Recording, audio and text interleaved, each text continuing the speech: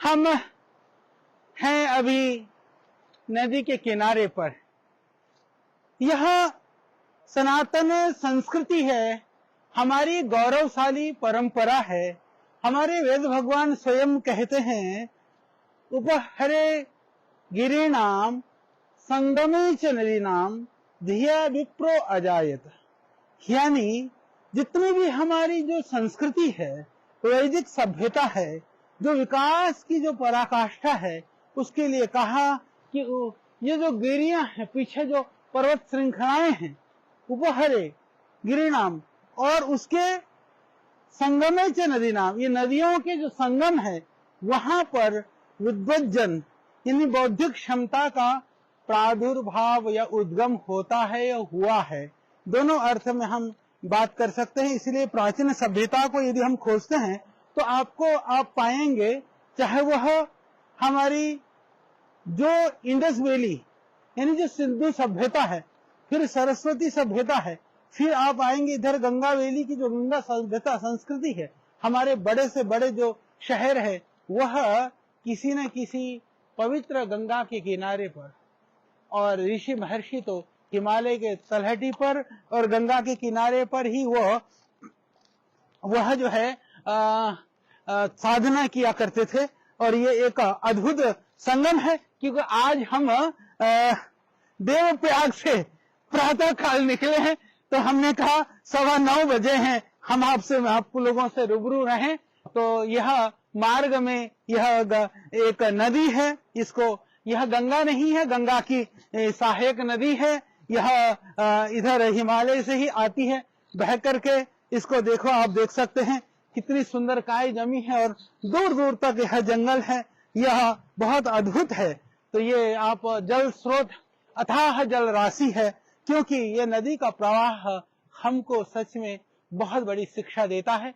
तो मैं आप सब भाई बहनों से यही अपने शब्दों से आपको प्रेरित करना चाहता हूं। इस नदी के प्रवाह को देखना, ये प्रवाह कभी बिना रुके बिना थके निरंतर गतिमान है, गतिशील है। अपने लक्ष्य को पाने के लिए हम तो मनुष्य हैं, हमारे अंदर तो अपार सामर्थ्य है, समूह है सामर्थ्य का। तो वह परमपिता परमात्मा के हम संतान हैं। हम प्रार्थना भी तो करते हैं ना, त्वमेव माता च पिता त्वमेव।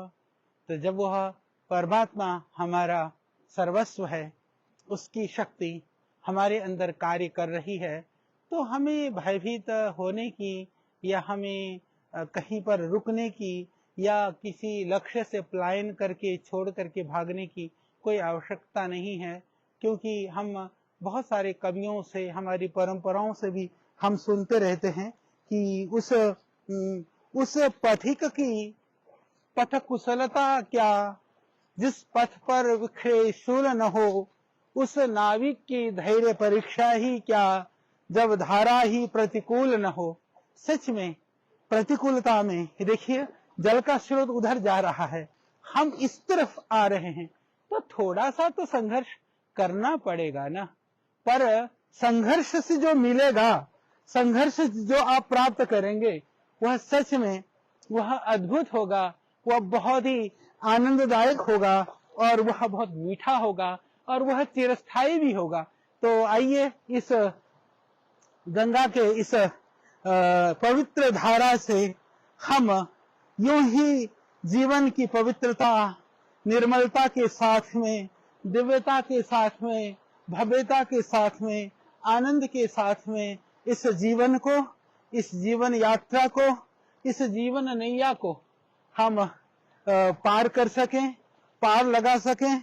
और औरों के लिए हम जिस तरह से यह पवित्र शीतल जल हमें तृप्ति देता है, संतुष्टि देता है, आनंद प्रदान करता है, तो अपने लिए नहीं, हम दूसरों के लिए बहें। अपने लिए नहीं, हमारा पुरुषार्थ, हमारा किया हुआ कार्य औरों के लिए काम आए। तो आप सबको हमारी मंगल कामनाएं, शुभकामनाएं।